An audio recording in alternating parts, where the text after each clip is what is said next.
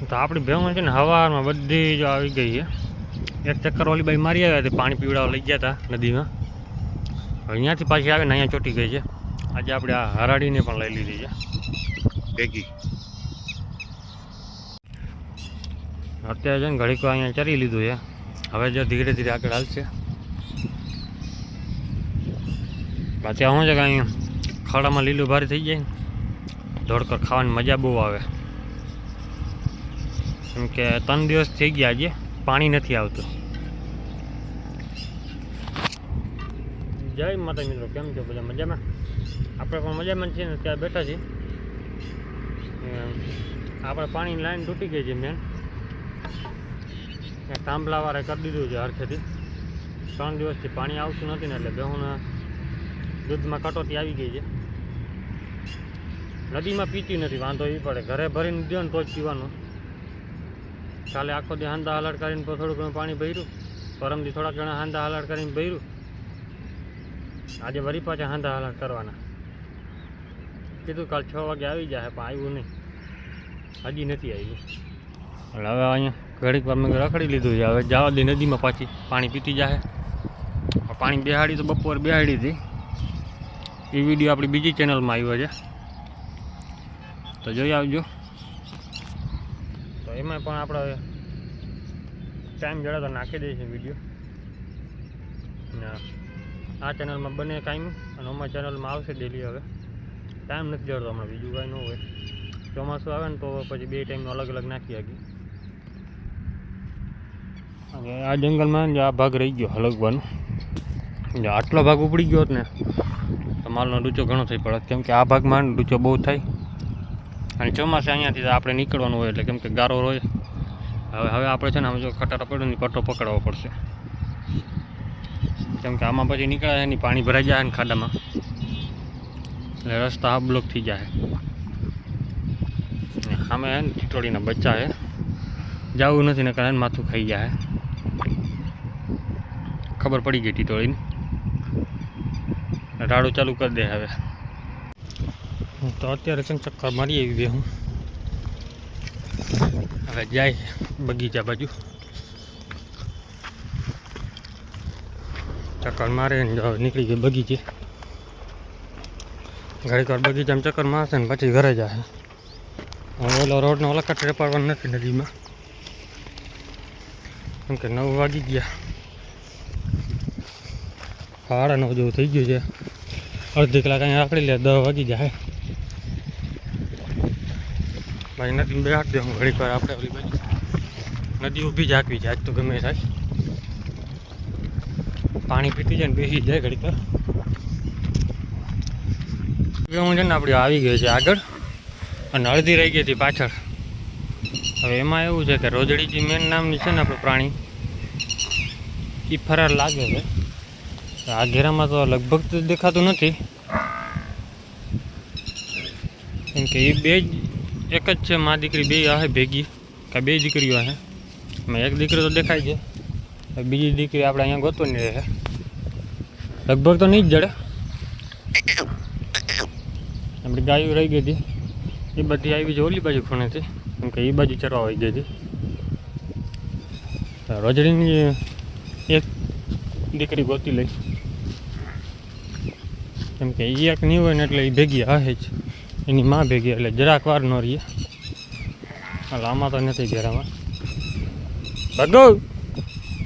ભગરાને આપણે શું છે હવે ગોતવા ફરજિયાત જવું પડશે. હવે એના હિસાબે જેને એને ઘરે જ રાખતો હતો. આજે શું છે પાણી નહોતું, કાલે બપોરે ભેગી લઈ ગયા હતા.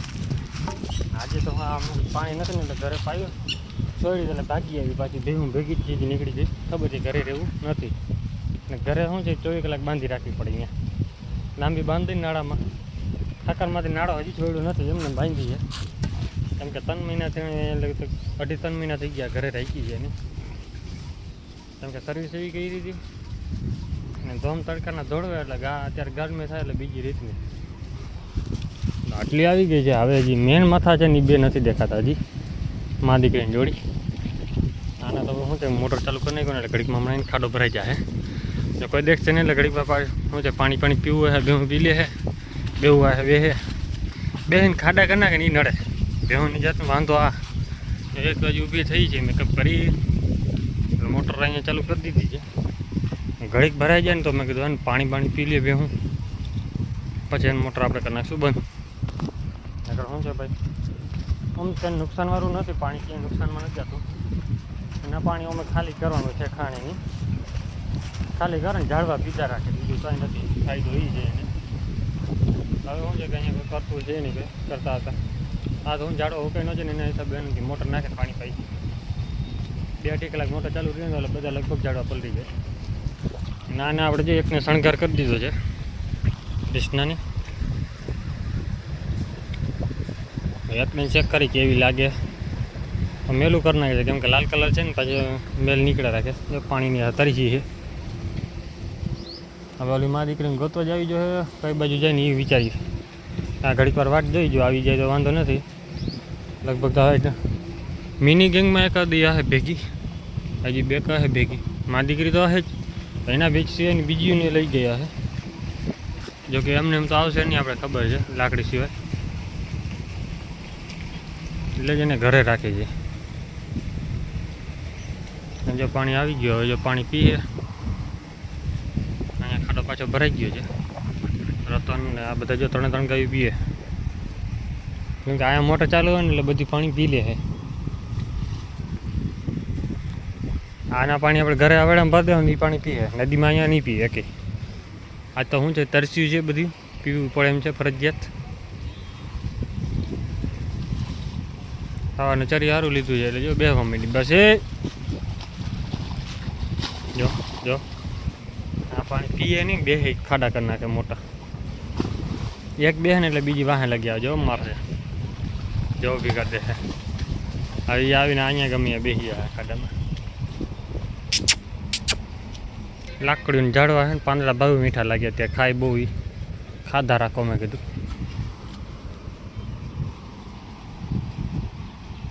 તો તારે ભાઈ